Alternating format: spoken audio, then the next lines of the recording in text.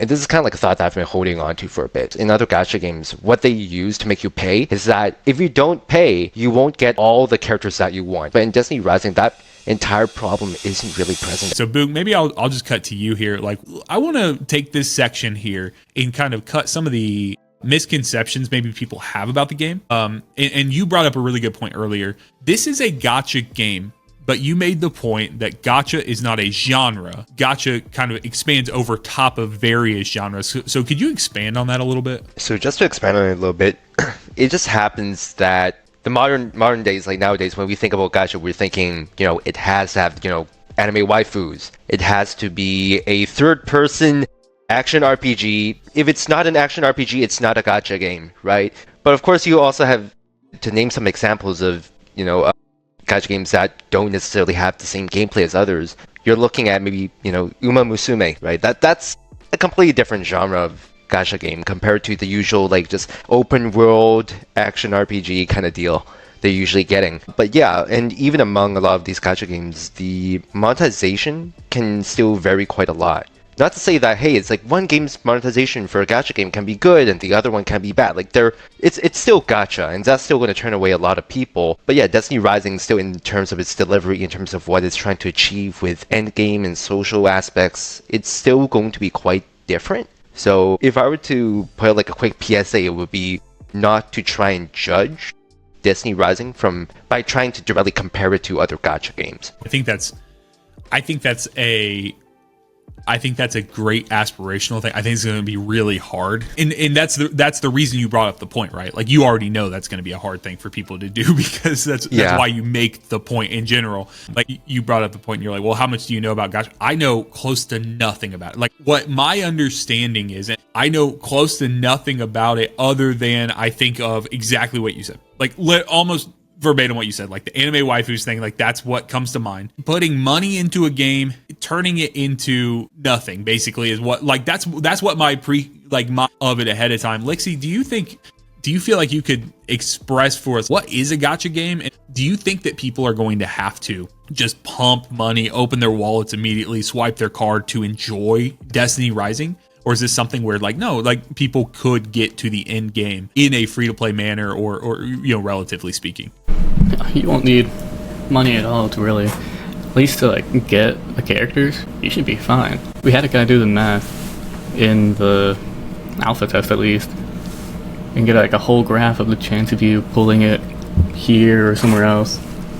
And it's like a soft pity at 50 pulls, and then a guaranteed hard pity at 60, with a 50-50s. If you don't get your character you want the first try, you'll get it again if it's a limited banner. Which, if you don't know gacha games, some other numbers off the top of my head, Arknights is pretty popular. They have like a 300 pull hard pity, and a free to play can get maybe like 600 pulls in a year. So you're guaranteed only like 2 characters a year, which is kind of ridiculous. Meanwhile, Rising, if you're just playing through all the stuff, you can get a 10 pull like every other day, maybe, if you're being somewhat casual and just going through the missions at first. You can get anyone you want. You can get, like, maybe you can't get them 20 copies and max out every ability.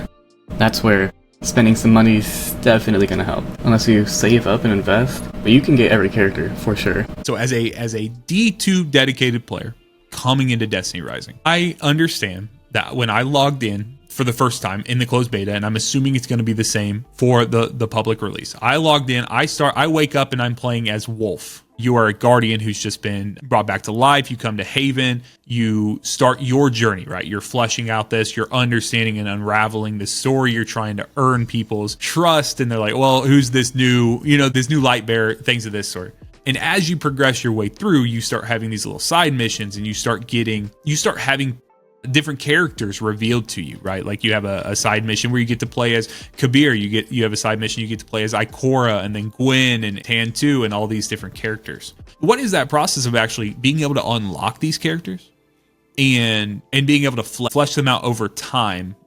Yeah, so as you unlock those missions for those characters, you can really think of those as trials, and that lets you really, like, test out their kit. You like playing as them, because we don't have selectable subclasses.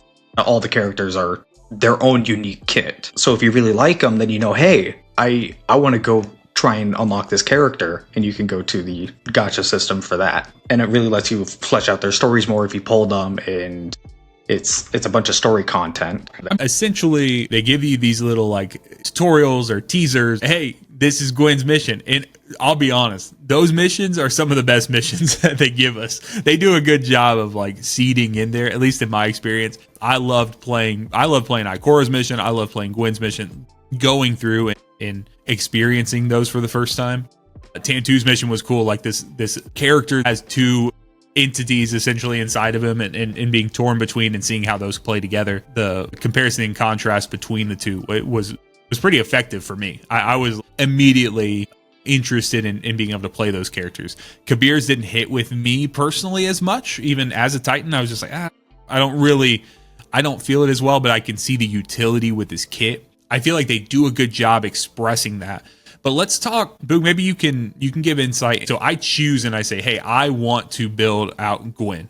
Gwen's awesome. She's badass. I think she's basically the main character of Destiny Rising. It seems like even if she's not the most effective, like she is what they're leaning into, and I think they're doing that properly because she's very appealing. So let's just say, for example, I play that intro mission of Gwen. Oh my God, I have to unlock Gwen and I have to get her fully maxed out. What does that practically look like? What that practically looks like, and this is more of like an idea of like a discussion of how the entire like quote-unquote class system even works in Destiny Rising, is that I would actually describe the actual character fantasy in Destiny Rising to be closer to the way that you're kind of choosing a class in an MMO. Okay. As in, every single character falls into certain archetypes, right? You got characters that are more support oriented, or characters that are more like, they're just raw damage output, or some characters that are better in neutral, or some characters that are better for tanking damage for the team, right? But the reason why you pick each individual character is because you like the very specific playstyle of each individual character. It's not really like D2 where it's like, hey, like Titan, Warlock, Hunter, it's just purely preference based. The differences are really just the individual abilities. There really isn't a semblance of class. But let's say if you were to pick Gwen, you're really thinking, hey, I want to go up in front of like enemies. I want to use my shotgun.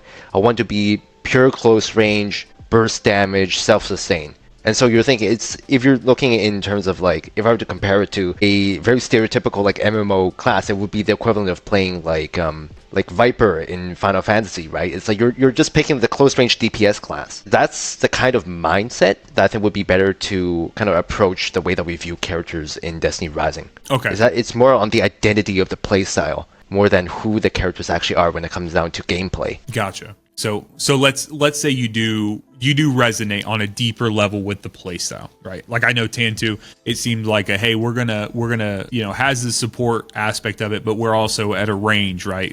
It's snipers and scout rifles. Is that correct for Tan? So what does it actually look like if I pick Gwen, I want to be up close and personal in the face, burst DPS or burst damage output, or I want to turn around and level up Tantu and I want to be that support aspect. I want to be the sniper on the hill, so to speak. What does it actually look like? How does a person level up a character to get ready to take on the raid, to get to the level that you guys were trying to push towards? So yeah, it comes down to multiple forms. The first one is, of course, like just getting the materials to level up the characters. That's the first and most important thing.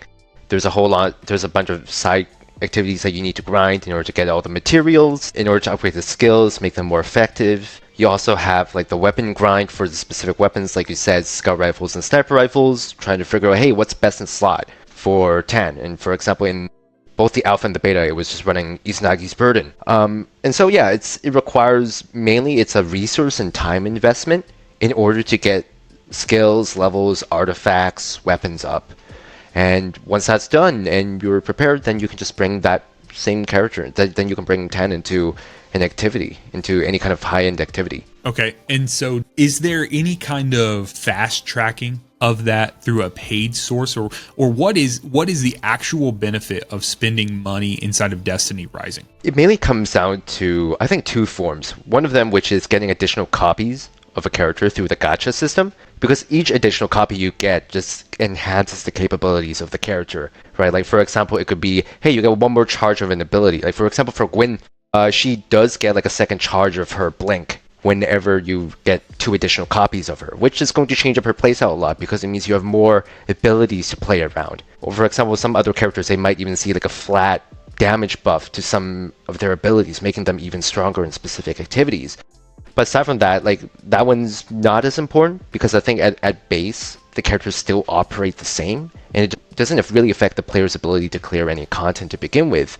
But on top of that, there is a bit of a resource aspect to spending money because you can get currency to use in the black market, which can give everything from exotic catalysts to glimmer to even level up resources for characters. And so there is a bit of fast tracking, but quite fortunately it's quite marginal in the way that it will give a player an advantage over another player. Okay. So it's not as important, because I was under the misconception that it was fairly important for what you guys were being able to pull off on the top of the end game and stuff in that regard. But maybe that's just a misunderstanding. It's more of a grind behind the scenes you're not seeing, right? Like you're seeing the success of the hours we're putting in. So yeah, and on top of that, one more thing to note is that while spending on the game does fast track some progress, it does make your character stronger. It does not impact the fundamental enjoyment of the game, the same way other games do. And this is kind of like a thought that I've been holding on to for a bit. It's really the concept of scarcity in a gacha game. In other gacha games, what they use to make you pay is that if you don't pay, you won't get all the characters that you want. And they make every single character attractive. And so, hey, I want everything, but I can only get 2 guaranteed per year. And so, of course, you just pay up in order to get more characters. But in Destiny Rising, that entire problem isn't really present at all. Because the base free-to-play player can just play every single day, do their dailies, play how much they want, and they're more likely than not just going to get at least 1 copy of every single character. So they're still playing the game in a very complete package. At the same level of power fantasy as other characters, as other players? Probably not. But the base game enjoyment is fundamentally still there. So it's really just for direct comparison with other players when it comes down to how strong your characters are. But aside from that, I don't really think it matters that much. Okay.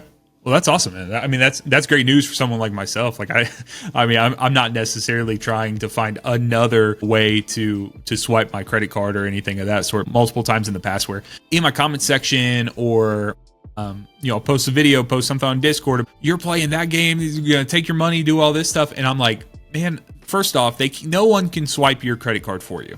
No one's gonna put your information in.